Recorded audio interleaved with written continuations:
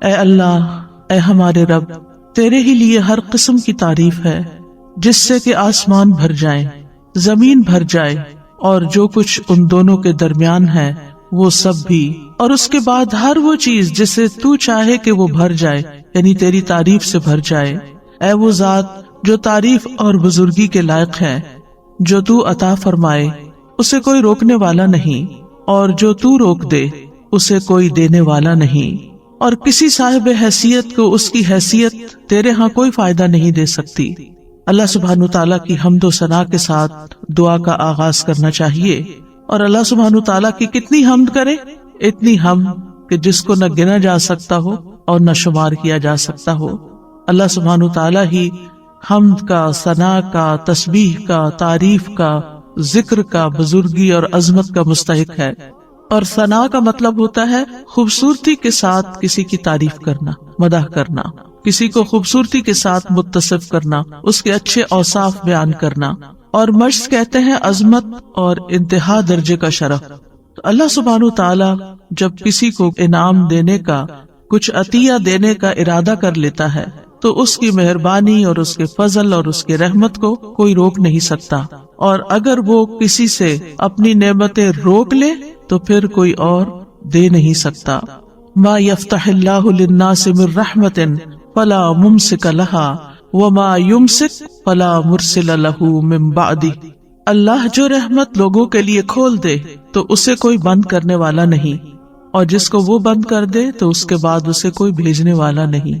تو اس سے کیا پتہ چلتا ہے کہ ہر چیز کا مالک صرف ایک اکیلا اللہ ہی ہے، وہی سب کچھ کر سکتا ہے۔ لہٰذا اگر ہماری زندگی میں کوئی مشکل ہو، کوئی تکلیف ہو، کوئی پریشانی ہو تو ہمیں کس کی طرف رجوع کرنا چاہیے؟ سب سے پہلے کس کی یاد آنی چاہیے؟ سب سے پہلے کس کا ذکر کرنا چاہیے؟ ایک اللہ کا، کیونکہ سارے مسائل کا حل صرف اور صرف اسی کے پاس ہے۔ ہم عام طور پر دنیا میں جو ریسورسفل پرسنز ہوتے ہیں ان کی طرف رجوع کرتے ہیں۔ مثلاً اگر کسی کے پاس زیادہ دولت ہے، یا کسی کے پاس زیادہ علم ہے، یا کوئی نیکی یا تقوی ہے، تو ہم سمجھتے ہیں کہ یہ ہمارے مسائل حل کر دیں گے، حالانکہ ان میں سے کسی کے پاس کوئی بھی ایسی سخت نہیں کہ وہ کسی کے مسائل حل کر سکے۔ کسی کا ریسورسفل ہونا کسی کو فائدہ نہیں دے سکتا، بعض اوقات خود اس کو بھی فائدہ نہیں دیتا، بلکہ جب تک اللہ کی مرضی نہ ہو انسان اپنے ہی قوتوں سے بھی فائدہ نہیں اٹھا سکتا۔ آپ نے دیکھا ہوگا کتنے ہی ذہین لوگ ہوتے ہیں لیکن اپنی ذہانت کو ضائع کر دیتے ہیں، کتنے ہی علم والے ہوتے ہیں جو اپنے علم پر عمل نہیں کرتے، اپنے علم کو ضائع کر دیتے ہیں، کتنے ہی دولت مند ایسے ہوتے ہیں کہ جو اپنی بیماریوں کی وجہ سے، اپنی تکلیفوں کی وجہ سے، اپنی دولت سے کوئی فائدہ نہیں اٹھا سکتے، نہ وہ مرضی کا کھا سکتے ہیں، نہ مرضی کا پہن سکتے ہیں، اور نہ مرضی سے کہیں جا سکتے ہیں، حالانکہ بے شمار دولت ان کے پاس ہوتی ہے لیکن وہ اس سے فائدہ نہیں اٹھا سکتے، کیونکہ جب تک اللہ کی مرضی نہ ہو، جب تک اللہ کی رضا نہ ہو، اللہ کی طرف سے اذن نہ ہو، کوئی کچھ بھی نہیں کر سکتا۔ آج ہم انشاءاللہ توحید پر رہنے اور شرک سے بچنے کی دعائیں سیکھیں گے، کیونکہ سب سے پہلا حق اللہ سبحانہ تعالیٰ کا حق ہے، اور سب سے پہلے جو چیز ہمیں آنی چاہیے، جو چیز ہمیں سیکھنی چاہیے وہ ہے توحید، اور اس کے لیے ہمیں دعائیں بھی کرنی چاہیے۔ ہم دیکھتے ہیں کہ ابراہیم علیہ السلام اور اسماعیل علیہ السلام دونوں نے جب کعبۃ اللہ کی تعمیر کر لی تو اس کے بعد جو دعا کی وہ کیا تھی؟ اے ہمارے رب، اور ہمیں اپنے لیے فرما بردار بنا، اور ہماری اولاد میں سے بھی ایک امت اپنے لیے فرما بردار بنا، اور ہمارے عبادت کے طریقے ہمیں دکھا، اور ہماری توبہ قبول فرما، بے شک تو ہی بہت توبہ قبول کرنے والا، نہایت رحم کرنے والا ہے۔ اسی طرح ابراہیم علیہ السلام نے خاص طور پر دعا کی کہ اے ہمارے رب، اس شہر کو امن والا بنا دے، اور مجھے اور میرے بیٹوں کو اس سے بچا لے کہ ہم بتوں کی عبادت کریں۔ انہوں نے اس چیز کا دعویٰ نہیں کیا کہ میں نے یہ گھر اللہ کی عبادت کے لیے بنایا، شرک اور شرک والوں کو چھوڑ کر آیا ہوں اور یہاں یہ گھر آباد کیا ہے، اب تو ہم شرک سے محفوظ ہو گئے، اور اب میں بھی اور میری اولاد بھی اپنے بل بوتے پہ ہم اب شرک نہیں۔ انہوں نے اپنے آپ پر بھی اعتماد نہیں کیا، انہوں نے یہ نہیں کہا چونکہ میں تو شرک سے بچنے کے لیے آگ میں بھی کود پڑا تو مجھ پہ شرک کہاں اثر کر سکتا ہے. نہیں، جب تک اللہ سبحانہ تعالیٰ نہیں بچاتا تو کوئی بھی نہیں بچ سکتا. لا حول ولا قوت الا باللہ. لہٰذا انہوں نے دعا کی کہ اللہ مجھے بھی بچا لے اور میرے بچوں کو بھی بچا لے کہ ہم بتوں کی عبادت کریں. یونس علیہ السلام جب مچھلی کے پیٹ میں گئے تو اس وقت انہوں نے کیا دعا کی؟ لا الہ الا انت سبحانک انی کنت من الظالمین. اللہ سبحانہ تعالیٰ کی توحید کا ذکر سب سے پہلے کیا کیونکہ لا الہ الا اللہ سب سے افضل کلمہ ہے. لا الہ الا اللہ نجات کی کنجی ہے، جنت کی کنجی ہے. جس طرح نماز کی کنجی طہارت ہے، حج کی مفتاح یا حج کی کنجی جو ہے وہ احرام ہے، تو اسی طرح جنت میں جانے کے لیے لا الہ الا اللہ چاہیے. یہ سب سے افضل کلام ہے اور اس لا الہ الا اللہ کا سیکھنا ہر ایک پر واجب ہے. یونس علیہ السلام نے کہا لا الہ الا انت سبحانک انی کنت من الظالمین، کہ تیرے سوا کوئی الہ نہیں، تو پاک ہے، بے شک میں ہی ظالموں میں سے ہوں. اور پھر وہ کلمہ جو تمام انبیاء نے حج کے موقع پر عرفہ میں پڑھا، وہ سب سے بہترین کلمہ جس کو قرار دیا گیا وہ ہے لا الہ الا اللہ وحدہ لا شریک لہ لہ الملک ولہ الحمد وہو علی کل شیء قدیر. کہ اللہ کے سوا کوئی معبود نہیں، وہ اکیلا ہے، ساری بادشاہت اسی کی ہے اور ساری تعریف بھی اسی کی ہے اور وہ ہر چیز پر قادر ہے. جہاں ہمیں اپنی توحید کو خالص کرنے کے لیے ان کلمات کا ذکر کرنا چاہیے، وہاں دوسری طرف کفر اور شرک اور نفاق سے بچنے کی دعائیں بھی کرنی چاہیے. اللہم انی اعوذ بک من الکفر والفقر، اللہم انی اعوذ بک من عذاب القبر، لا الہ الا انت. اے اللہ میں کفر سے اور فقر سے تیری پناہ میں آتا ہوں. اے اللہ میں عذاب قبر سے تیری پناہ میں آتا ہوں، تیرے سوا کوئی معبود نہیں. اللہ اللہ ربی لا اشرک بہ شیئا، اللہ ہی میرا رب ہے، میں اس کے ساتھ کسی چیز کو شریک نہیں کرتا. اور پھر اللہم انی اعوذ بک ان اشرک بک وانا اعلم واستغفرک لما لا اعلم. اے اللہ میں تیری پناہ میں آتا ہوں اس بات سے کہ میں جان بوجھ کر تیرے ساتھ کسی کو شریک کروں اور جو میں نہیں جانتا ہوں اس کے لیے تجھ سے مغفرت طلب کرتا ہوں. اور اسی طرح اللہم لک اسلمت وبک آمنت وعلیک توکلت وإلیک انبت وبک خاصمت. اللہم انی اعوذ بعزتک لا الہ الا انت ان تضلنی، انت الحی الذی لا یموت والجن والانس یموتون. اے اللہ میں نے تیری فرما برداری کی، میں تجھ پر ایمان لایا، تجھ پر توکل کیا، تیری طرف رجوع کیا، تیری ہی مدد سے لڑا. اے اللہ میں تیری عزت کے ذریعے اس بات سے پناہ مانگتا ہوں کہ تو مجھے گمراہ کرے. یعنی اللہ سبحانہ تعالیٰ کی توحید کا اقرار کرتے کرتے دعا کیا مانگی کہ تو مجھے گمراہ نہ کرنا، کیونکہ ہدایت تو صرف اللہ کے ہاتھ میں ہے. تیرے سوا کوئی معبود نہیں، تو زندہ ہے جس کو کبھی موت نہیں آئے گی، اور جن و انس سب کے سب مر جائیں گے. تو یہاں پر آپ دیکھیے کہ ایک طرف ہمیں توحید خالص حاصل کرنے کی دعائیں کرنی ہے اور اس کا اقرار کرنا ہے اور اظہار کرنا ہے. اگر آپ کو یاد ہو جو دعا کے میں نے ابتدائی لیکچرز دیے تھے تو اس میں نے دعا کی 3 قسمیں بتائی تھی، اور اس میں سب سے پہلی قسم دعا کی کیا تھی؟ توحید کا اقرار، لا الہ الا اللہ. یعنی لا الہ الا اللہ کا اگر آپ تکرار کر رہے ہیں، صرف اپنی توحید کا اظہار کر رہے ہیں، تو یہ سب سے بڑی دعا ہے. یہی دعا ہے کیونکہ آپ اللہ سبحانہ تعالیٰ پر ہی انحصار کر رہے ہیں، اپنا سب کچھ اسی کے سپرد کر رہے ہیں. انسان دعا کب کرتا ہے؟ جب اس کی کوئی ضرورت ہوتی ہے، جب اس کو کوئی پریشانی ہوتی ہے، جب اس پر کوئی غم ہوتا ہے، جب وہ کسی بیماری کا شکار ہو جاتا ہے، جب اس کو کوئی مالی معاملات پیش آ رہے ہوتے ہیں جو مشکل ہو جاتے ہیں. تو ایسے اوقات میں ہم اللہ سے دعا کرتے ہیں. کیوں کرتے ہیں؟ کہ اللہ تعالیٰ اس مشکل کو دور کر سکتا ہے. اور جب ہم صرف اللہ تعالیٰ کی توحید بیان کرتے ہیں کہ اور کوئی الہ ہے ہی نہیں، اور کوئی مددگار ہی نہیں، اور کوئی کارساز ہی نہیں، اور کوئی دکھ دور کرنے والا ہی نہیں، اور کوئی مشکل سے نکالنے والا ہی نہیں، تو دراصل ہم اس بات کا اقرار کر رہے ہوتے ہیں. اور رنج و غم سے نکلنے کی دعا کیا بتائی گئی؟ اللہ اللہ ربی لا اشرک بہ شیئا. اس میں مانگا تو کچھ نہیں، صرف ہم یہ کہہ رہے ہیں کہ اللہ میرا رب ہے اور میں اس کے ساتھ کسی کو بھی شریک نہیں کرتا، اپنی توحید کو خالص کر رہے ہیں.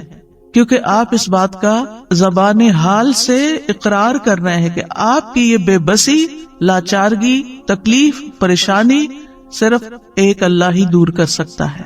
اور جتنا جتنا زیادہ آپ اپنی توحید کو خالص کرتے چلے جاتے ہیں اتنا ہی آپ اللہ کو راضی کرتے چلے جاتے ہیں. کیونکہ اللہ سبحانہ وتعالیٰ کو سب سے زیادہ جو چیز ناراض کرتی ہے وہ شرک ہے. شرک کیا ہے؟ ظلم عظیم ہے. اللہ سبحانہ وتعالیٰ سب چیزیں معاف کر دے گا لیکن شرک کو معاف نہیں کرے گا. تو پھر جب ہم لا الہ الا اللہ، لا الہ الا اللہ، لا الہ الا اللہ پڑھتے چلے جاتے تو دراصل کس چیز کی نفی کر رہے ہوتے ہیں؟ شرک کی نفی کر رہے ہوتے ہیں. کیونکہ اس میں ایک طرف لا الہ ہے کہ کوئی بھی الہ نہیں، میرے نزدیک کوئی بھی بڑا نہیں تجھ سے، کوئی بھی معبود نہیں، کوئی بھی عبادت کے لائق نہیں، کوئی بھی حاجت روا نہیں، کوئی بھی مشکل کشا نہیں الا اللہ، سوائے اللہ کے. ہر خیر کی کنجیاں اللہ ہی کے پاس ہیں. میں اسی کی طرف رجوع کرتا ہوں، اسی سے مدد طلب کرتا ہوں، وہی میرا اصل مددگار ہے. اور جتنا زیادہ دل کے ساتھ آپ اس کلمے کو پڑھیں گے اور پکاریں گے اور اپنی تکلیف میں آپ کچھ بھی نہیں کہتے سوائے اس کے کہ لا الہ الا اللہ، لا الہ الا اللہ، بیمار ہیں، دکھی ہیں، اور اس کے کہنے میں آپ دیکھیں اگر آپ کا منہ نہیں کھلتا تھا تب بھی آپ کی زبان اس کلمے کو ادا کر سکتی. یعنی آپ کو اسے بولنے کے لیے نہ اپنے ہونٹ ہلانے پڑتے نہ اپنے حلق کو تکلیف دینی پڑ، کچھ بھی نہیں. لا الہ الا اللہ، لا الہ الا اللہ. اور آپ دیکھیں اگر آپ پریشان ہو، دکھ میں ہو، غم میں ہو، مسائل میں گھرے ہوئے ہو اور آپ کو کچھ سمجھ نہ آ رہی ہو تو بس صرف اتنا پڑھنا شروع کر دیں، لا الہ الا اللہ، اور شرک سے بیزاری کا اظہار شروع کر دیں. تو آپ دیکھیں گے کہ جو ہی آپ اپنی توحید کو خالص کریں گے آپ کے مسائل حل ہونا شروع ہو جائیں گے. کیونکہ آپ نے اپنا پورا توکل، اپنا بھروسہ، اپنا اعتماد اللہ پہ ظاہر کر دیا، اپنے سارے معاملات اللہ کے سپرد کر دیے. وہ سیدھا کرنے والا ہے. ہم سمجھتے ہیں کہ ہم مسائل کو حل کر سکتے ہیں، ہم الجھے ہوئے دھاگے سلجھا سکتے ہیں، نہیں، صرف اللہ ہی کر سکتا ہے. اور اس کے لیے علم ہونا بھی ضروری ہے، اس پر ایمان اور اعتماد ہونا بھی ضروری ہے، اس پر یقین ہونا ضروری ہے، اور اس کا پھر زبان سے اظہار اور اقرار بھی ضروری ہے. تو توحید یہی ہے کہ انسان اپنی صرف زبان سے نہیں اپنے حال سے بھی صرف ایک اللہ کا اقرار کرے. اللہ سبحانہ وتعالیٰ نے ہمیں پیدا ہی اس لیے کیا ہے، وَمَا خَلَقْتُ الْجِنَّ وَالْإِنسَ إِلَّا لِيَعْبُدُونَ، کہ میں نے جنوں انسانوں کو نہیں پیدا کیا مگر اس لیے کہ وہ میری عبادت کریں، یعنی اللہ کے بن جائیں. یعنی سب سے زیادہ محبت بھی اس سے کریں، سب سے زیادہ تعظیم بھی اسی کی، سب سے زیادہ حق اسی کا، ہر چیز پر اسی کو ترجیح دینے والے ہوں.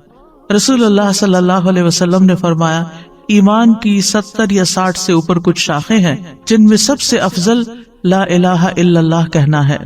اور جب لا الہ الا اللہ انسان کہتا ہے تو ہر چیز کی نفی کر دیتا ہے، چاہے وہ انسان ہو، چاہے وہ جن ہو، چاہے وہ فرشتے ہوں، چاہے وہ حیوانات ہوں، چاہے وہ نباتات ہوں، چاہے وہ پہاڑ اور جمادات ہوں، کوئی بھی، سب کی نفی. ان میں سے کوئی ایک بھی معبود نہیں. کیونکہ جن قوموں نے شرک کیا انہوں نے کبھی انسانوں کو اپنا الہ بنا لیا، جیسے فرعون نے کہا تھا انا ربکم الاعلی، میں تمہارا سب سے بڑا رب ہوں. یہ تکبر کی انتہا ہے. تو لوگوں نے اس کو کیا مانا ہوا تھا؟ وہ کہتا ہے کیا تم میرے علاوہ کسی الہ کو جانتے ہو؟ میں ہی تمہارا الہ ہوں. تو لوگوں نے بھی اس کو الہ مان لیا. تو بہت سے جو قوموں نے شرک کیا انہوں نے انسانوں کو واقعی اپنا معبود بنا لیا اور ان کے آگے وہ جھکے بھی.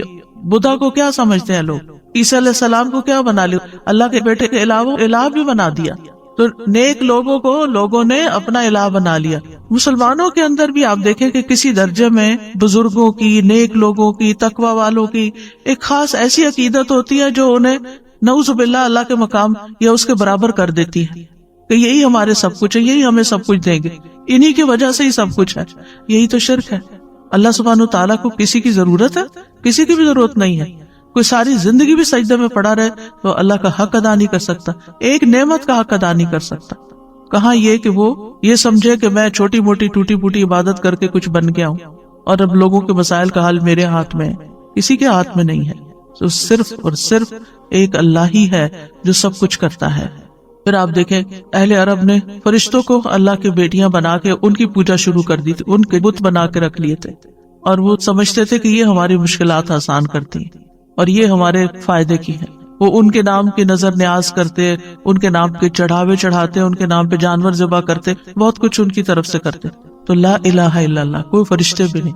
پھر لوگوں نے جنوں کو بھی الہ بنا لیا. سورۃ الجن میں اس کا ذکر ملتا ہے کہ وہ ان سے ڈرتے تھے، ان سے خوف کھاتے تھے، اور جب سفر کرتے اور رات کو کہیں پڑاؤ کرنا ہوتا، کسی وادی میں ٹھہرتے تو کہتے ہم اس وادی کے جن کی پناہ طلب کرتے ہیں کہ وہ ہمیں ہر طرح کے شر سے بچائے، یعنی یہاں جو کیڑے مکوڑے ہیں یا اور کوئی دشمن ہے ان سب کے شر سے ہمیں یہ جنوں کا سردار بچا لے. نعوذ باللہ، یہ بھی بہت بڑا شرک ہے. پھر اسی طرح کچھ لوگوں نے پتھروں کے بت بنا لیے، ان کو پوچھتے، کچھ نے درختوں کو بت بنا لیا. اور اب تو آپ دیکھیے کہ کروڑوں کی تعداد میں ہے، جس چیز سے انسان ڈرے، آگ سے ڈرے، پانی سے ڈرے، ان سب چیزوں کو اپنا الہ بنا لیا. اسلام ایک واحد ایسا دین ہے کہ جس میں سب سے زیادہ جس چیز کی امپورٹنس ہے اور جس کے بغیر کوئی مسلمان ہی نہیں ہوتا، وہ ہے یہ کلمہ لا الہ الا اللہ، کہ ہم ہر ایک کی نفی کرتے ہیں، سب کو نگیٹ کرتے ہیں، اور صرف اللہ سبحانہ تعالیٰ کو ہی اپنا الہ اور معبود سمجھتے ہیں. اور پھر توحید کا جو لفظ ہے یہ وحد یوحد سے ہے، جس کا معنی ہوتا ہے کسی چیز کو ایک بنانا. اسی سے اللہ تعالیٰ کی صفات ہیں الواحد الاحد. اور پھر اللہ تعالیٰ کو ایک ماننا اس کی ذات میں، اس کی صفات میں، یعنی اس کی ذات میں بھی کوئی شریک نہیں اور اس کی صفات میں بھی کوئی شریک نہیں، اس کی الوہیت میں یعنی اس کے الہ ہونے میں، اس کی ربوبیت میں رب ہونے میں، اس کے تمام اسماء و صفات میں وہ یکتا ہے. لیس کمثلہ شیء، کوئی چیز اس جیسی نہیں. وہو السمیع البصیر. امام ابن قیم توحید کی تعریف یوں بیان کرتے ہیں، توحید صرف بندے کے اس اقرار کو نہیں کہتے کہ اللہ کے سوا کوئی خالق نہیں، اور یہ کہ اللہ ہر چیز کا رب اور اس کا بادشاہ ہے، جیسا کہ بتوں کی پرستش کرنے والے اس کا اقرار کرتے ہیں لیکن پھر بھی وہ مشرک ہے. یعنی اللہ کو ایک ماننا اس معنی میں کہ وہی خالق ہے، وہی مالک اور رب ہے، بادشاہ ہے، لیکن ساتھ یہ دیویاں بھی ہیں، تو یہ بھی شرک ہو جاتا ہے. یعنی کچھ لوگ اللہ تعالیٰ کی کچھ صفات میں اس کو ایک مانتے ہیں اور باقی میں دوسروں کو بھی شریک کر دیتے ہیں. وہ کہتے ہیں، اور بڑی خوبصورت تعریف ہے یہ توحید کی، اور ہمیں سمجھنی چاہیے اچھی طرح، کہ توحید اللہ کی محبت، اس کے سامنے جھک جانے، اس کے دروازے پر عاجزی اور انکساری کرنے، اس کی اطاعت میں کمال فرما برداری کرنے، اس کی عبادت میں کمال اخلاص اختیار کرنے، اور اپنے تمام اقوال اور افعال میں اس کے بلند چہرے اور رضا کا ارادہ کرنے پر مشتمل ہے. اسی کے لیے روک لینے، اسی کے لیے عطا کرنے، اسی کے لیے محبت کرنے اور اسی کے لیے نفرت کرنے پر مشتمل ہے. یہ ہے توحید. یعنی توحید میں صرف اتنا کافی نہیں کہ ہم کہیں کہ ہم پتھروں کے بتوں کو یا انسان اور جنات اور ان کو نہیں مانتے، بلکہ اس کے ساتھ ساتھ یعنی محبت بھی سب سے بڑھ کر اللہ سے، والذین آمنوا اشد حبا للہ. سجدہ بھی صرف اسی کے لیے، کسی اور کے لیے نہیں، کسی اور کے آگے نہیں جھکنا. عاجزی اور انکساری کی انتہا صرف اسی کے لیے، اطاعت میں کمال فرما برداری اسی کی، عبادت میں اخلاص اسی کے لیے. اور پھر ہم جو باتیں کریں، اقوال افعال، ہمارے جو بھی کام ہیں، صرف اللہ کو راضی اور خوش کرنے کے لیے کریں. اس کا مقصد یہ نہ ہو کہ لوگ ہم سے خوش ہو جائیں، لوگ ہم سے راضی ہو جائیں تاکہ وہ ہمیں کچھ فائدے پہنچا سکیں. یعنی لوگوں کی خوشامد کرنا، لوگوں کی تعریف اس لیے کرنا تاکہ ان سے ہمیں کچھ بینیفٹس مل جائیں. نہیں، جب کسی کو یہ پتا چلتا ہے کہ کوئی اس کی تعریف کسی مقصد کے لیے کر رہا ہے تو کیسا لگتا ہے. یعنی آپ اپنے آپ کو رکھ کے دیکھیں، اگر آپ کو یہ پتا چلے کہ سامنے والا کسی مقصد مطلب کے لیے میری تعریف کر رہا ہے تو آپ کو وہ تعریف کیسے لگے گی؟ گھن آئے گی، بہت بری لگے گی، بیزار ہوں گے آپ اس سے. اس لیے ہمارے دین نے ہمیں اس سے بھی روکا ہے کہ لوگوں کی تعریف یا لوگوں کے ساتھ خیر خواہی یا اچھا اخلاق، ایون جو اسمائل کرنا ہے، یہ سب چیزیں بھی اللہ کے لیے کرو. اس لیے نہیں کرو کہ آپ کو ان سے کوئی فائدہ مل جائے. یعنی وہ بہت سے طریقے بتائے ہوئے ہوتے ہیں کہ آپ یہ اور یہ کام کریں تو پھر آپ کو لوگوں کی محبت حاصل ہو جائے گی. محبت تو اللہ ڈالتا ہے دلوں میں. آپ 100 چیزیں کر لیں، نئی محبت کسی کی لے سکتے، آپ محبت خرید نہیں سکتے. آپ جتنی چاہے کسی کی خدمت کر لیں، جتنی چاہیں کسی کی چاکری کر لیں، لیکن آپ اس کی محبت نہیں لے سکتے جب تک کہ اللہ آپ کے لیے اس کے دل میں محبت نہ ڈالے. ان الذین آمنوا وعملوا الصالحات سیجعل لهم الرحمن ودا. جو اللہ کی طرف رجوع کر لیتے ہیں نا، اللہ کے بن جاتے ہیں، ایمان لے آتے ہیں، نیک عمل کرنے لگتے ہیں، ضرور رحمان لوگوں کے دلوں میں ان کی محبت پیدا کر دے گا۔ آپ اللہ کے بن جائیں، مخلوق آپ سے محبت خود ہی کرنے لگے گی۔ بندوں سے محبت کسی مطلب مقصد کے لیے نہ کریں۔ آپ دیکھیں کہ بعض بچے والدین کی کوئی رسپیکٹ نہیں کرتے، لیکن انہیں جب والدین سے کچھ چاہیے ہوتا تو پھر وہ ان کی کچھ تعریف وغیرہ کر دیتے ہیں۔ مطلبی محبت، خود غرضی کی محبت، دنیاوی فائدے حاصل کرنے کی محبت نہیں۔ ہمیں اگر کسی سے محبت بھی کرنا ہے تو صرف اللہ کے لیے، اللہ کو راضی کرنے کے لیے، اللہ سے اجر پانے کے لیے، کیونکہ اس کا بھی اجر ہے۔ جب ہم اچھے اخلاق سے کسی سے پیش آتے ہیں، ہم کسی کی مدد کرتے ہیں، ہم کسی کی خدمت کرتے ہیں، ہم کسی کے کام آتے ہیں، اور اگر ہم اپنے دل میں یہ دہراتے ہیں یہ میں صرف اللہ کے لیے ہے، اس کا اجر میں اللہ سے چاہتا ہوں، اس کا بدلہ میں اللہ سے چاہتا ہوں، تو آپ دیکھیں گے کہ سامنے والا شکریہ کہے یا نہ کہے، آپ کو دعا دے یا نہ دے، آپ کی تعریف کرے یا نہ کرے، آپ کو بدلہ دے یا نہ دے، نہ آپ کا دل ٹوٹے گا، نہ آپ کا اطمینان اور چین خراب ہوگا، کچھ بھی نہیں ہوگا آپ کو۔ آپ کتنے مضبوط انسان بن جائیں گے، کیونکہ آپ نے اس کے لیے تو کیا ہی نہیں، آپ نے جس کے لیے کیا اس نے دیکھ لیا، اور اس پر آپ کا پکا یقین ہے کہ اس نے تو بدلہ دینا ہی دینا نا، کیونکہ وہ کسی کا احسان نہیں رکھتا۔ یعنی ہماری نماز، ان صلاتی ونسکی ومحیای ومماتی للہ رب العالمین، پہلی دو باتیں تو سمجھ آتی ہیں، بھئی نماز اللہ کے لیے بھی، سجدہ اللہ کے لیے کرو، قبلے کی طرف رخ کرو، اللہ کا ذکر کرو، قربانی کرتے ہوئے بھی اللہ کا نام لو، یہ تو بات سمجھ میں آتی ہے۔ لیکن محیای و مماتی، میری زندگی اور موت اللہ کے لیے، جی پیدائش سے لے کر موت تک کے جتنے بھی کام کر رہے ہو نا، وہ بھی اللہ کے لیے، وہ بھی اللہ کو خوش کرنے کے لیے۔ بندوں کے پیچھے بھاگنا چھوڑ دو، اللہ کو خوش کرو، اللہ کو راضی کرو، یہی توحید ہے۔ اور جب اللہ کو راضی کرو گے نا، اللہ سبحانہ وتعالیٰ دفاع بھی کرے گا تمہارا، تمہاری مدد کرے گا، تو تم سوچ بھی نہیں سکتے کہ کس کس تدبیر سے وہ تمہیں فائدہ پہنچائے گا، کہاں کہاں سے۔ یعنی بعض اوقات ہم کسی چیز کی ضرورت مند ہوتے ہیں، ویسے کوئی بیماری آ گئی ہے، کوئی مصیبت اور تکلیف آ گئی ہے، ہم اس کے لیے دعائیں کر رہے ہوتے ہیں، پھر ہمیں شفا ہو جاتی ہے، ہم سوچتے ہیں یہ ہم نے دعائیں کی تھی نا، وہ میری دعا قبول ہو گئی، پھر اپنے کو کریڈٹ دے رہے ہوتے ہیں، میری دعا سے، آپ کی دعا سے یہ ہوا۔ یہ کتنا عام جملہ ہے، آپ کی دعا سے یہ فلاں کام ہو گیا۔ آپ کو کس نے بتایا کہ اس نے واقعی اتنی اچھی دعا کی، اور واقعی دعا کی بھی ہے یا نہیں کی؟ یہ ہم نے ایک تکیہ کلام بنا لی، آپ کی دعاؤں سے یہ سب کچھ ہو گیا، وہ اگلے کو پتہ بھی نہیں ہوتا کون سی دعائیں، اللہ کی رحمت سے۔ اور یہ ہو سکتا ہے کہ آپ کی دعا، میری دعا، اس کی دعا، اس کی دعا، اس سے ہی کچھ ہوا ہو، کیونکہ ہمارے پاس کوئی گارنٹی نہیں، ہمارے پاس کوئی یقینی علم نہیں ہے، ہمیں کہاں سے پتا چلا۔ بات یہ ہے کہ آپ دعا کی بات کریں، آپ کو نہیں معلوم، ہو سکتا ہے آپ نے کسی ایسے وقت میں کسی شدید بھوکے کو کھانا کھلایا ہو اور آپ کھلا کے بھول چکے ہوں، اور اللہ نے آپ کی وہ نیکی لکھ لی، اور اس وقت جب آپ شدید تکلیف میں تھے تو اس نیکی کا بدلہ آج آپ کو یوں ملا کہ آپ صحت مند ہو گئے۔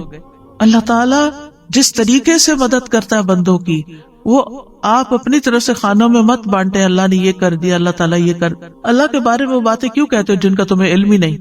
یعنی یہ شرک سے بھی بڑی برائی ہے، وَأَن تَقُولُوا عَلَى اللَّهِ مَا لَا تَعْلَمُونَ، کہ تم اللہ کے بارے میں وہ باتیں کرو جن کا تمہیں علم ہی نہیں، تم جانتے بھی نہیں، اپنے پاس سے ہی اللہ کے ذمے لگا رہے ہو چیز۔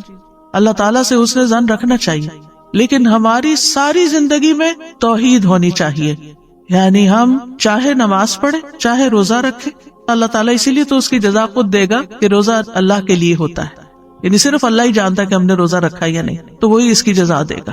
اسی طرح وَأَتِمُّ الْحَجَّ وَالْعُمْرَةَ لِلَّهِ، حج اور عمرہ بھی صرف اللہ کے لیے کرو، اور باقی محیایا و مماتی میں سب کچھ کور ہو جاتا ہے۔ بندوں کی خدمت، بندوں کے ساتھ حسن سلوک، ان کے برے رویے کے باوجود ان کے ساتھ احسان کا معاملہ کرنا، یہ آپ ایسے تھوڑی کر سکتے ہیں۔ کتنے ہی لوگ ہیں جو کسی کو معاف نہیں کر سکتے، اللہ اکبر، ایسے سنگ دل ہوتے ہیں۔ ٹھیک ہے، لوگوں کی بڑی بڑی زیادتیاں ہوتی ہیں، لیکن اسوہ حسنہ کیا کہتا ہے، نبی صلی اللہ علیہ وسلم کی سنت کیا کہتی؟ اگر وہ لوگوں کو معاف نہ کرتے تو کیا ایسے دین پھیلتا؟ انہوں نے معاف کیا، کس کے لیے؟ اللہ کے۔ صبر کیا، کس کے لیے؟ وَلِرَبِّكَ فَاصْبِرْ۔ جب ہم کہتے ہیں نا صبر نہیں ہوتا، نہیں، اگر آپ اللہ کی خاطر کریں گے تو وہ صبر بھی ہو جائے گا، اللہ کی خاطر کریں گے تو شکر بھی ہو جائے گا، اللہ کی خاطر کریں گے ہر بڑے سے بڑا، مشکل سے مشکل کام اللہ کے لیے آپ کر سکتے ہیں، کیونکہ آپ کہتے ہیں میں اللہ کے لیے کر رہا ہوں۔ ہم بندوں کے سامنے سٹبن ہو جاتے ہیں، ضدی ہو جاتے ہیں، ان کے ساتھ مقابلے پہ اتر آتے ہیں کیونکہ انہوں نے ہمارے ساتھ یہ کیا تو ہم ان کو ایسے مزہ چکھائیں گے، یہ ساری چیزیں. لیکن اللہ سبحانہ وتعالیٰ کے ساتھ ہمارا معاملہ عاجزی اور انکساری کا، ہم اللہ کی خاطر ٹوٹ سکتے ہیں. اللہ کی خاطر اگر ہماری کوئی عزت نہیں کرتا تو ہم اس کو برداشت کر سکتے ہیں، کیونکہ عزت تو ساری اللہ کے لیے ہے. تو عز من تشاء و تذل من تشاء، تو جسے چاہتا ہے عزت دیتا ہے، تو جسے چاہتا ہے ذلت دیتا ہے. بیدک الخیر انک علی کل شیء قدیر. تو اس لیے چھوٹے سے چھوٹا کام، کسی سے سلام کرنا، ہاتھ ملانا، اسمائل کرنا، گلے لگانا، کسی کی کو مدد کرنا، خدمت کرنا، کسی کے کام آنا، کسی کو کوئی مشورہ دینا، کسی کا غم بانٹ لینا، کسی وحشت زدہ دل کو انس فراہم کرنا، کسی کے سوال کا جواب دے دینا، کسی کو کوئی مشورہ دے کے اس کی مدد کر دینا، کسی کی کوئی مالی مدد کر دینا، کسی کو کھلا دینا، پلا دینا، کچھ بھی ہو صرف اللہ کے لیے. محیای و مماتی، شروع سے لے کے آخر صرف اللہ کے لیے. انما نطعمکم لوجہ اللہ لا نرید منکم جزاء ولا شکورا. ہمیں آپ سے بدلہ بھی نہیں چاہیے اس کے عوض، اور شکریہ بھی نہیں چاہیے. بات ہی ختم ہو گئی، کتنے جھنجٹ ختم ہو گئے، کیونکہ ہم اسی شش و پنج میں پڑے رہتے ہیں. فلاں نے ہمارے ساتھ یہ احسان کیا تو اب ہمیں کیا کر. لوگ احسان کو بھی ایک بوجھ لے کے بیٹھ جاتے ہیں، اور زندگی میں لوگوں کو ہی پلیز کرتے کرتے زندگی بیت جاتی. اگر ہر شخص کے اندر یہ توحید آ جائے، یہ اخلاص آ جائے کہ جو کرنا ہے اللہ کے لیے کرنا ہے، اور اس کا صلہ اور اس کا بدلہ اور اس کا اجر اللہ سے توقع رکھنی ہے، تو آپ جب اللہ کے لیے سب کچھ کریں گے تو آپ کے نیک اعمال میں تیزی آ جائے گی، کیونکہ آپ بہت سارے بوجھ سے نکل جائیں گے. اللہ تعالیٰ سے کنیکشن ہو جائے گا. آپ کو پرواہ نہیں رہے گی لوگوں کی کہ لوگ آپ سے خوش ہیں یا ناراض ہیں. آپ نہیں ناراض کریں گے ان کو، لیکن اگر آپ کے احسان کے باوجود وہ ماننے کو ہی نہیں تیار، معاملہ اللہ پہ چھوڑ دینا. اچھا، بعض وقت یہ ہوتا ہے ہم سمجھتے ہیں اس کا معاملہ میرے ساتھ ہے، یہ میری وجہ سے ایسے ہو رہا ہے، میری کوئی غلطی ہے تو اس کا موڈ آف ہے، یا یہ میری وجہ سے یہ سب خرابی کر رہا ہے. آپ کو نہیں پتا اللہ نے اس کو کسی اور طرح سزا دی ہوئی ہے کہ وہ اپنے ٹارچر سے نہیں نکل پاتا، کہ کسی کو معاف نہیں کر سکتا، یا نارمل انسان کی طرح زندگی نہیں بسر کر سکتا. وہ پتہ نہیں اپنے کس گناہ میں پکڑا ہوا ہے، اور آپ سارا کچھ اپنے اوپر لیے رہے ہیں. آپ کیوں اپنے اوپر لے رہے ہیں سارا بوجھ؟ آپ اللہ کی طرف رجوع کریں، اللہ کی طرف منہ پھیر لیں، اس کی طرف توجہ کر لیں، اور لوگوں کو سمجھانے کے بعد ان کے حال پر چھوڑ دیں. وہ جانے اور ان کا رب جانے وہ کیا کرتے ہیں اور کیا نہیں. آپ رسپانسیبل نہیں. اگر آپ نے کسی کا دل نہیں دکھایا، آپ نے کسی کے ساتھ ظلم اور زیادتی نہیں کی، آپ نے اپنے فرائض پورے کر دیے، آپ نے اپنی ذمہ داریاں نبھا دی، پھر اس کے بعد کوئی اس کو اکنالج کرتا ہے یا نہیں، ایکسپٹ کرتا ہے یا نہیں، اس کی پرواہ نہیں ہونی چاہیے. اس سے اوپر اٹھ جانا چاہیے. جتنا اس سے باہر نکلیں گے نا، اتنی توحید خالص ہوگی. توحید جو ہے یہ غموں سے نجات دلانے والی ہے، مشکلات سے بچانے والی ہے. تو توحید کا مطلب یہ نہیں کہ اللہ کو صرف خالق و مالک سمجھ کر بس چھوڑ دیا جائے، وہ خالق ہے وہ مالک نہیں. زندگی کے ہر لمحے میں اللہ کے ساتھ تعلق، ہر چیز اللہ کے لیے، ساری فرما برداری اسی کی، ہر قول ہر فعل اس کی رضا کی خاطر، اسی کے لیے روک لینا، کیونکہ بعض اوقات روکنا بھی پڑتا ہے کسی چیز کو، اور اسی کے لیے دینا کسی کو، اسی کے لیے محبت اور اسی کے لیے نفرت. توحید کے جو کچھ اور نام رکھے گئے ہیں نا، کتابوں میں ملتے ہیں، اس لیے ان کی تھوڑی سی وضاحت کر دیتی ہوں کہ ذرا مشکل ٹرمز ہوتی ہیں تو مطلب کیا ہے ان کا. ایک ہوتی ہے توحید الوہیت. الوہیت کا لفظ الہ سے نکلا ہے. اس کا مطلب یہ ہوتا ہے کہ اللہ کی ایسی عبادت کی جائے جس میں محبت اور تعظیم ہو. ولیہ کا مطلب ہوتا ہے یعنی کسی سے محبت کرنا نا، تو محبت اور تعظیم کے ساتھ عبادت کی جائے. اس کا نام توحید عبودیت بھی رکھا گیا ہے کہ وہ انسان ان چیزوں کو ادا کر کے اللہ کی عبادت کرتا ہے جس کا اللہ نے حکم دیا ہے، اور ان چیزوں سے بچنے کے ساتھ اللہ کی عبادت کرتا ہے جن سے اللہ نے منع کیا ہے. اسی طرح توحید طلب، توحید ارادہ بھی اس کا نام رکھا گیا ہے. توحید قصد، قصد کا مطلب ہوتا ہے ارادہ، کیونکہ بندہ صرف اللہ سبحانہ تعالیٰ کے چہرے کو ہی چاہتا ہے، اسی کا قصد کرتا ہے، دین کو اللہ کے لیے خالص کرتے ہوئے اس کی عبادت کرتا ہے. تو ایک ہے توحید الوہیت، دوسری ہے توحید ربوبیت. یہ ماننا کہ اللہ ہی خالق مالک مدبر ہے، رازق ہے، زندہ کرنے والا ہے، موت دینے والا ہے، یہ سارے معنی اس میں آ جاتے ہیں. اور تیسری ہے توحید اسماء و صفات، کہ جس میں اللہ تعالیٰ کے نام اور اللہ تعالیٰ کی صفات میں کسی اور کو اس کا شریک نہ کرنا. یاد رکھیے تمام انبیاء کی بنیادی دعوت توحید ہی رہی ہے. سورۃ الاعراف کو اگر پڑھیں تو اس میں آپ دیکھیں نوح علیہ السلام کا ذکر آتا ہے، حضرت ہود کا ذکر آتا ہے، حضرت صالح کا ذکر آتا ہے، حضرت شعیب کا ذکر آتا ہے. سب کا ذکر کرنے کے بعد ایک ہی عبارت آتی ہے، فقال یا قوم اعبدوا اللہ ما لکم من الہ غیرہ، یا قوم اعبدوا اللہ ما لکم من الہ غیرہ، یا قوم اعبدوا اللہ ما لکم من الہ غیرہ، یا قوم اعبدوا اللہ ما لکم من الہ غیرہ. ہر پیغمبر نے آ کے ایک ہی جملہ دہرایا کہ لوگوں اللہ کی عبادت کرو جس کے سوا تمہارا کوئی الہ نہیں، تمہارا کوئی معبود نہیں. نبی صلی اللہ علیہ وسلم نے اپنی تبلیغ کا آغاز کس سے کیا تھا؟ لا الہ الا اللہ سے کیا تھا. یا ایھا الناس قولوا لا الہ الا اللہ تفلحوا، اے لوگو لا الہ الا اللہ کہو فلاح پا جاؤ گے.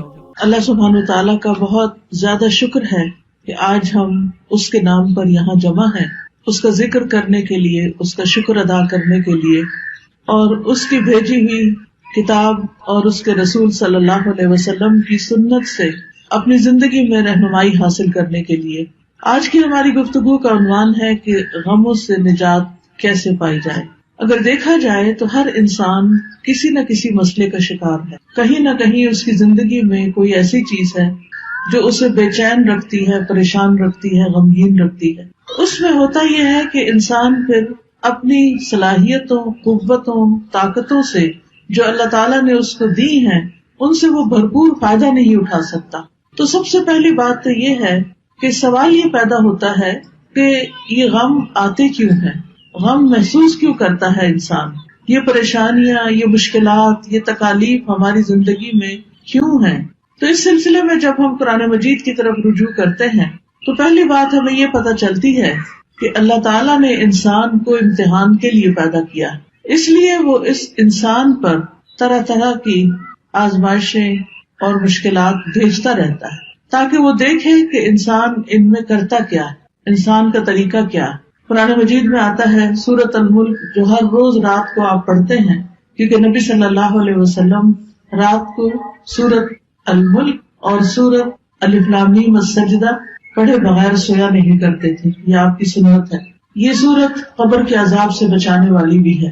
اس سورت کے شروع میں اللہ تعالیٰ فرماتے ہیں تبارک الذی بیدہ الملک وہو علی کل شیء قدیر الذی خلق الموت والحیاۃ لیبلوکم ایکم احسن عملا وہو العزیز الغفور. بہت بابرکت ہے وہ ذات جس کے ہاتھ میں کائنات کی بادشاہت ہے اور وہ ہر چیز پر قادر ہے. وہو علی کل شیء قدیر الذی خلق الموت والحیاۃ لیبلوکم، اس نے موت اور زندگی کو بنایا تاکہ تمہارا امتحان لے، تمہیں آزما کر دیکھے کیا ایکم احسن عملا، کہ تم میں سب سے اچھے کام کون کرتا ہے. وہو العزیز الغفور، اور وہ زبردست ہے، غالب ہے، بخشش فرمانے والا ہے. تو اس سے یہ پتہ چلتا ہے کہ یہ زندگی ایک امتحان ہے، اور امتحان ایک مشکل چیز ہوتی ہے. اس میں ہمیشہ انسان کے حالات اس کی مرضی کے مطابق نہیں ہو سکتے. اس پر کہیں نہ کہیں سے کوئی نہ کوئی ایسی آزمائش، کوئی امتحان، کوئی تکلیف، کوئی تنگی آتی رہے گی تاکہ یہ دیکھا جائے کہ انسان کرتا کیا ہے. کیا پھر بھی یہ اللہ سے راضی رہتا ہے؟ کیا پھر بھی یہ اللہ کی طرف رجوع کرتا ہے؟ کیا یہ واقعی اللہ کا بندہ بن کے رہتا ہے، یا اس آزمائش کی گھڑی میں پھسل جاتا ہے اور شیطان جو ہر وقت اس کو اچکنے کے لیے تیار ہے وہ اس کا نوالا بن جاتا ہے.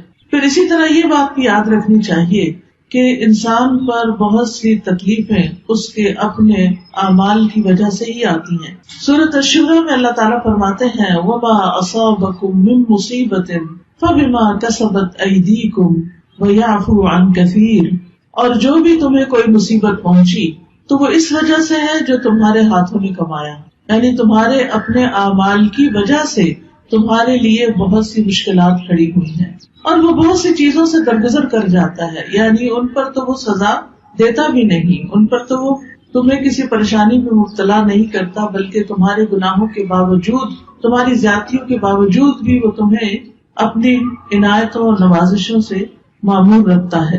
پھر اسی طرح یہ ہے کہ انسان بعض اوقات اللہ کی عبادت سے منہ موڑتا ہے، اللہ کے ذکر سے منہ موڑتا ہے، تو اس پر کوئی تکلیف آ جاتی ہے، کیونکہ اللہ نے ہمیں اپنی عبادت کے لیے پیدا کیا ہے۔ سورۃ الذاریات میں آتا ہے وَمَا خَلَقْتُ الْجِنَّ وَالْإِنسَ إِلَّا لِيَعْبُدُونِ، کہ میں نے جن و انس کو اپنی عبادت کے لیے پیدا کیا ہے۔ تو انسان جب اللہ کی عبادت سے منہ موڑ کر دنیا کا بندہ بننے لگتا ہے تو اللہ تعالیٰ اس کو واپس اپنی طرف لانے کے لیے کسی تکلیف میں مبتلا کرتا ہے تاکہ یہ بندہ اللہ کو یاد کرے۔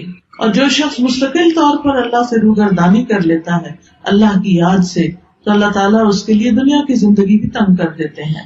اللہ تعالیٰ کا فرمان ہے سورۃ طٰہٰ میں وَمَنْ أَعْرَضَ عَنْ ذِكْرِي فَإِنَّ لَهُ مَعِيشَةً ضَنْكًا وَنَحْشُرُهُ يَوْمَ الْقِيَامَةِ أَعْمَىٰ، جو کوئی میرے ذکر سے منہ موڑے گا میں اس کی زندگی تنگ کر دوں گا اور قیامت کے دن اس کو اندھا اٹھاؤں گا۔ یعنی اس کی صرف یہ زندگی ہی نہیں پریشانیوں والی ہوگی بلکہ آگے بھی بڑی پریشانی ہے، یعنی اس کے لیے بہت بڑی مشکلات ہیں اگلی زندگی میں بھی۔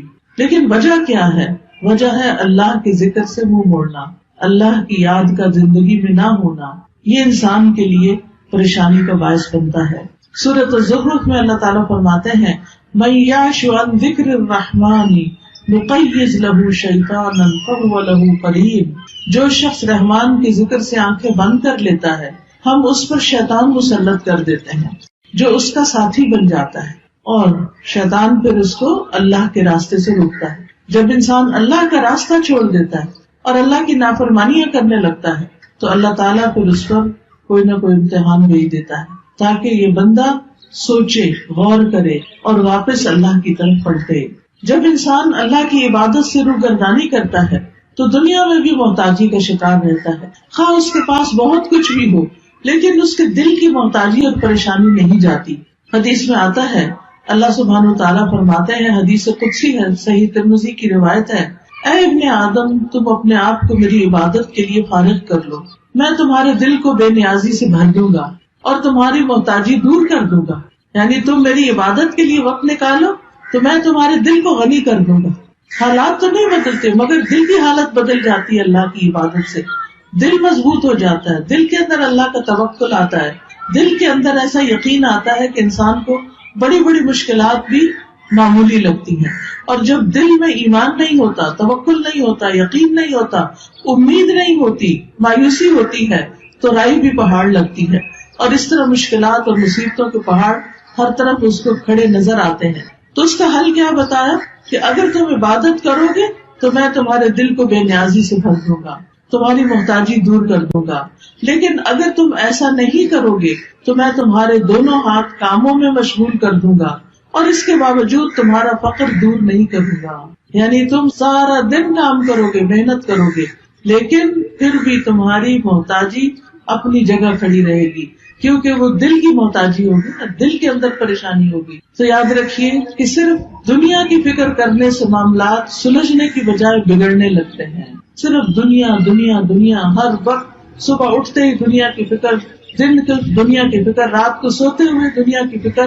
تو رسول اللہ صلی اللہ علیہ وسلم نے اس کے بارے میں فرمایا جس شخص کا مقصد اور پریشانی یا غم دنیا کا ہو اور وہ دنیا کا ہی ہو کر رہ جائے اور وہ اسی کی نیت رکھتا ہو تو اللہ تعالیٰ اس کا فقر اس کی آنکھوں کے سامنے کر دیتے، یعنی پھر اللہ تعالیٰ بھی اس کو اس کے حال پر چھوڑ دیتے ہیں۔ وہ دنیا کے لیے زیادہ کنسرن ہے، زیادہ فکر مند ہے تو اللہ تعالیٰ اس کو اسی کے حوالے کر دیتے ہیں اور اس پر اس کے معاملات بکھیر دیتے ہیں۔ اس کو سمجھ نہیں آتا کہاں سے شروع کروں اور کہاں پر ختم کروں، اور اس کو اس سے اتنا ہی ملتا ہے جو اس کے لیے لکھ دیا گیا ہو۔ اور جس شخص کا مقصد اور حرص آخرت ہو اور وہی اس کا ہدف بن جائے اور وہ اسی کی نیت کرتا ہو، یعنی اس کا ہم و غم آخرت ہے کہ کل کیا ہوگا، دنیا کی زندگی تو گزر جائے گی، میرا کل کو کیا بنے گا جب میں اللہ کے حضور پیش ہوگا، وہاں میرا ٹھکانہ کیا ہوگا۔ جو شخص اس فکر میں مبتلا ہو جاتا ہے تو اللہ تعالیٰ اس کے دل میں غرار ڈال دیتے ہیں، دنیا کی طرف سے اس کا دل مطمئن کر دیتے ہیں، اس کے معاملات کو یکجا کر دیتے ہیں اور اس کو پھر اپنی حاجتوں کے لیے بھاگنا نہیں پڑتا، دنیا ذلیل ہو کر اس کے پاس آتی ہے۔ تو اس لیے ہم سب کو یہ دیکھنا چاہیے کہ ہم کس چیز کے لیے زیادہ فکر مند ہیں۔ دنیا تو چند دن کی ہے، دنیا کی حیثیت تو ایک مچھر کے پر برابر بھی نہیں۔ دنیا کا بڑے سے بڑا نقصان ایسا ہی ہے جیسے مچھر کا پر ٹوٹ کے گر گیا ہو، لیکن اصل نقصان، اصل مشکل، اصل پریشانی تو آخرت کی پریشانی ہے جس کے لیے ہم سب کو فکر مند ہونے کی ضرورت ہے۔ دنیا کی فکر کرنے والے سے رب کی بے نیازی ہوتی ہے۔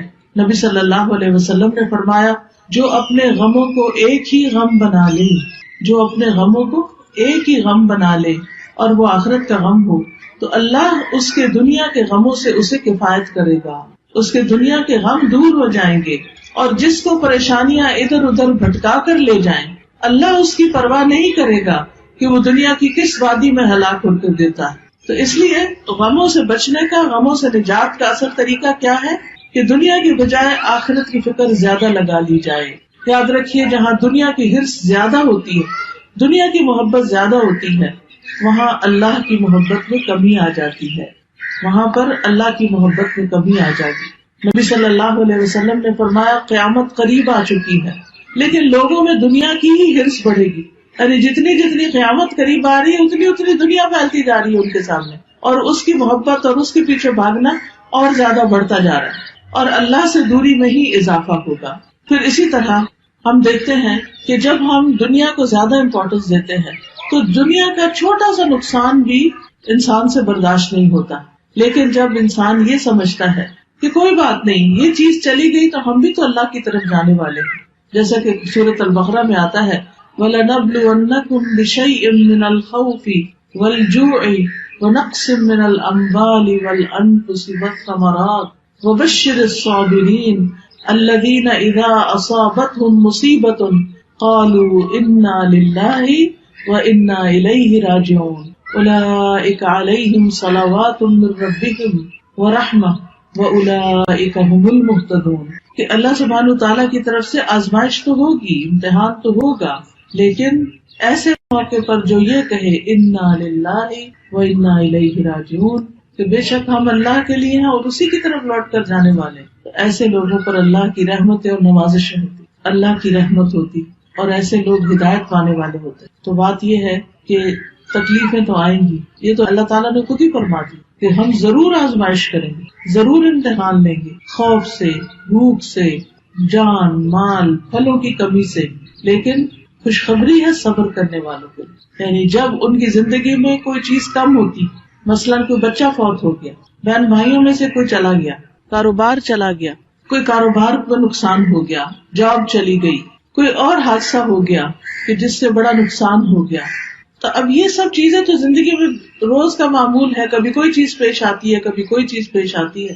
تو بتایا گیا کہ وہ ایسے موقع پر کیا کہتے ہیں اور کیا کرتے ہیں، انا للہ وانا الیہ راجعون، یعنی وہ اللہ کی طرف رجوع کر لیتے ہیں، اور صبر کے ساتھ کیا کہتے ہیں کہ بے شک ہم بھی اللہ کے لیے اور اللہ ہی کی طرف واپس جانا ہے۔ یعنی جو ہمارا کوئی رشتہ دار چلا گیا یا مال چلا گیا یا کوئی اور یعنی کہ کوئی کھیتوں میں یا کاروبار میں یا کسی کیے ہوئے کام میں کوئی نقصان ہو گیا، تو وہ کہتے ہیں اس میں بھی کوئی خیر ہوگی، اس میں بھی میرے لیے اجر ہے، اس میں بھی کوئی بھلائی ہے، میرا کوئی پیارا چلا گیا لیکن میں اللہ سے امید نہیں چھوڑوں گی، کیونکہ اللہ ہے نا۔ حتیٰ کہ اگر کسی عورت کے شوہر بھی فوت ہو جائے اور اگر اس کا اللہ پر بھروسہ ہو تو اس موقع پر بھی اللہ تعالیٰ اس کا دل تھام لیتا ہے، اور وہ کیا سوچتی ہے کہ ایک انسان تو گیا ہے مگر اللہ تو زندہ ہے۔ اللہ لا الہ الا هو الحی القیوم، اللہ ہے نا۔ ٹھیک ہے، انسانوں کی کمی کوئی انسان اور پوری نہیں کر سکتا، شوہر کی کمی کوئی بھی پوری نہیں کر سکتا، نہ ماں باپ، نہ بہن بھائی، نہ بچے، لیکن اس سے بڑھ کر بھی تو کوئی ہستی ہے نا، اور وہ اللہ کی ہستی ہے۔ اللہ لا الہ الا ہو، اللہ وہ ذات جس کے سوا کوئی الہ نہیں، الحی جو زندہ ہے، جس کو کبھی موت نہیں آنی، القیوم جو قائم ہے، جسے کسی سہارے کی ضرورت نہیں بلکہ وہ باقی سب کو بھی قائم رکھنے والا ہے۔ تو جب وہ ہستی موجود ہے، اللہ سبحانہ وتعالیٰ ہے، تو پھر فکر کس بات کی؟ اس نے تو میرے دنیا میں آنے سے پہلے میرے رزق کا انتظام کیا، ماں کے سینے میں دودھ اتار کے۔ اس نے تو مجھے پیدا ہونے کے بعد جب میرے دانت بھی نہیں تھے، کچھ کھانے کے قابل بھی نہیں تھا، کچھ ہاتھ پاؤں بھی ہلا کے نہیں پکڑ سکتا تھا، اس وقت بھی میرے رزق کا اہتمام کیا تھا، انتظام کیا تھا، وہ اب بھی کرے گا۔ تو ایسا شخص اس شدید غم کے موقع پر بھی سکون میں ہوتا ہے کہ اللہ ہے نا، وہ کہیں سے بندوبست کرے گا نا، وہ کوئی ذریعہ بنا دے گا نا، کیونکہ اصل الرزاق تو وہی ہے، انسان تو صرف سبب ہے، وسیلہ ہے۔ ایسا شخص کبھی بھی دل نہیں ہارتا، ایسا شخص کبھی بھی اپنے حواس نہیں کھوتا، ایسا شخص کی زندگی سے کبھی امید نہیں جاتی. اور آپ نے دیکھا ہوگا کہ کتنے ہی بچے ہیں جو یتیم پلے ہیں، لیکن وہ بڑے بڑے لوگوں سے آگے نکل گئے، دنیا کی بڑی بڑی مشہور ہستیاں بن گئے. باپ کی کمی سے ان کی زندگی میں سب کچھ ختم نہیں ہو گیا، اللہ نے دوسرے ذرائع سے ان کی مدد کی، کیونکہ اصل اسباب تو اللہ کے ہاتھ میں ہے اور تمام چیزیں وہی پوری کرنے والا ہے. یاد رکھیے اللہ کے پاس ہر مسئلے کا حل ہے، وہ ہر چیز پر قدرت رکھتا ہے. لہذا رنج اور غم سے، مشقت اور پریشانی سے نجات پانے کے لیے سب سے پہلا کرنے کا کام کیا ہے؟ اللہ پر بھروسہ، اللہ سے مضبوط تعلق، اللہ پر ایمان، یقین، توکل، اس سے امید، اسی کا ڈر اور اسی کی طرف لوٹ کر جانے کی فکر. یاد رکھیے دنیا کے سارے خزانے اللہ کے ہیں، سارے خزانوں کا مالک وہ ہے. وَلِلَّهِ خَزَائِنُ السَّمَاوَاتِ وَالْأَرْضِ وَلِلَّهِ مُلْكُ السَّمَاوَاتِ وَالْأَرْضِ. آسمانوں کی بادشاہت، زمین کی بادشاہت ساری کی ساری اللہ کے پاس ہے. وَاللَّهُ عَلَى كُلِّ شَيْءٍ قَدِيرٌ. اور اللہ ہر چیز پر پوری طرح قادر ہے، پوری قدرت رکھتا ہے. لہذا کیا یقین رکھنا ہے کہ سارے خزانے تو اس کے پاس ہیں، مجھے اس سے مانگنے ہیں. لہذا انسان سب انسانوں سے نظر ہٹا کے اللہ سبحانہ وتعالیٰ کی طرف امید رکھتا ہے، اس سے مانگتا ہے، یا اللہ تو میرا رازق ہے، تو پتھر کے اندر ایک کیڑے کو بھی رزق پہنچاتا ہے، تو کیا مجھے نہیں رزق دے سکتا؟ آسمانوں زمین کی مخلوق کو دے رہا ہے، تو دن رات دے رہا ہے اور کوئی کمی نہیں واقع ہوتی تیرے رزق میں، تو کیا مجھے نہیں دے سکتا؟ تو مجھے بھی دینے والا ہے. لہٰذا جو شخص اللہ پر یقین رکھتا ہے وہ ہر غم، ہر تکلیف میں اللہ کی طرف رجوع کرتا ہے، اللہ کی طرف پلٹتا ہے، اور اس کو یہ یاد رہتا ہے کہ ہر مسئلے کا حل اللہ کے پاس ہے. اللہ سبحانہ تعالیٰ کے سامنے اپنی حاجتیں رکھے، سجدے میں رو کر پکارے اس کو کہ اللہ تو مدد کر. کوئی بھی مسئلہ ہے جو آپ کا، اس کو سامنے رکھے، کیونکہ اللہ تعالیٰ فرماتے ہیں اَمَّن يُجِيبُ الْمُضْطَرَّ إِذَا دَعَاهُ وَيَكْشِفُ السُّوءَ. بھلا کون ہے جو لاچار کی فریاد رسی کرتا ہے جب وہ اسے پکارتا ہے اور اس کی تکلیف کو دور کرتا ہے؟ کوئی اور ہے؟ نہیں، کوئی بھی نہیں. آپ دیکھیں کہ جب انسان غمگین ہوتا ہے، دکھی ہوتا ہے، پریشان ہوتا ہے، اس کی آنکھوں سے آنسو جاری ہوتے ہیں، تو پاس پڑے ماں باپ بھی سو رہے ہوتے ہیں، باقی دنیا بھی آرام کر رہی ہوتی ہے، ہر کوئی اپنے مسئلوں میں پریشان ہوتا ہے، لیکن آپ کا رب جاگتا ہے. لا تأخذہ سنۃ ولا نوم. نہ اس کو اونگ آتی ہے، نہ اس کو نیند آتی ہے. سب سوتے ہیں لیکن وہ جاگتا ہے. وہ رات کو بھی، وہ دن کو بھی، وہ صبح بھی، وہ شام بھی آپ کی دعائیں سنتا ہے.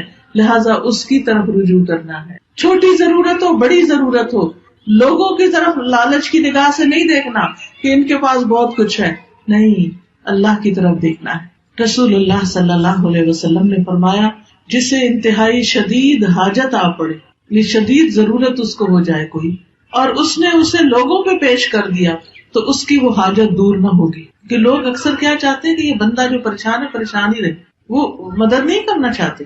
لوگ عموماً دوسروں کو دکھی دیکھ کے خوش ہوتے ہیں. تو اس لیے جب کوئی ضرورت پیش آئے سب سے پہلے اللہ سے دعا کریں، پھر اللہ لوگوں کے دل میں ڈالے گا کہ وہ مدد کریں آپ کی. تو حدیث میں آتا ہے کہ جسے انتہائی شدید حاجت آ پڑے اور اسے اس نے لوگوں پر پیش کر دیا تو اس کی وہ حاجت پوری نہ ہوگی، اور جس نے اسے اللہ پہ پیش کیا تو ان قریب اللہ اسے بے پرواہ کر دے گا. یا تو جلد ہی موت آ جائے گی، دنیا کے بکھیڑوں سے ہی جان چھوٹ جائے گی، یا جلد ہی غنی ہو جائے گا اور انسانوں کی ضرورت نہ رہے گی. آپ کو خوف آتا ہے کہ پتہ نہیں کیا ہوگا، پتہ نہیں بڑھاپے میں کون ہمیں دیکھے گا، ہمارے لیے روزی کا انتظام کیا ہوگا، ہماری ضروریات پوری کہاں سے ہوں گی. تو فوراً کہا کرے اللہ تو میرا رب ہے نا، تو ہی میرے سارے انتظام کرے گا، مجھے انسانوں سے نہیں، تجھ سے توقع ہے. انسانوں کے ہاتھ خالی ہیں، ہمارے ہاتھ میں تو تھوڑی دیر کوئی چیز ہو تو ہمارا دل کہتا ہے رکھ دیں. ایسے ہی ہوتا ہے نا، ہم اپنے ہاتھ بھر کے رکھ بھی نہیں سکتے، مٹھی میں کوئی چیز ہو چھوٹی سی بھی تو تنگ آ جاتے ہیں، وہ کہتے ہیں یہ کہیں رکھ دے. ہمارے ہاتھ خالی ہیں، خالی آئے تھے، خالی رکھنا پسند کرتے ہیں اور خالی جائیں گے. بھرے ہوئے ہاتھ تو اللہ کے ہیں، ان سے کیوں مانگتے ہیں جو خالی ہاتھ؟ ان سے کیوں توقع ہے جن کے پاس کچھ نہیں؟ اس سے کیوں نہیں توقع رکھتے جس کے پاس سب کچھ ہے؟ مانگ کے تو دیکھیں، پھر کس طرح ضروریات پوری ہوتی ہیں. آپ دیکھیں قبر میں سب سے پہلا سوال کیا ہوگا؟ من ربو کا، تیرا رب کون ہے؟ اور رب کون ہوتا ہے؟ جو پیدا بھی کرتا ہے، جو رزق بھی دیتا ہے، جو ساری ضروریات پوری کرتا ہے. تو اگر ہم اس دنیا میں، اس زندگی میں رب کو رب مانیں گے تو تبھی جواب دے سکیں گے نا. تو اکثر کہا کرے اللہ تو میرا رب ہے، تو ہے نا، تو یہ بھی کام کر دے گا میرا، تو یہ بھی مشکل آسان کر دے گا میری. زندگی میں کوئی مشکل ہی نہیں رہے گی جب آپ رب کو پکارتے رہیں گے.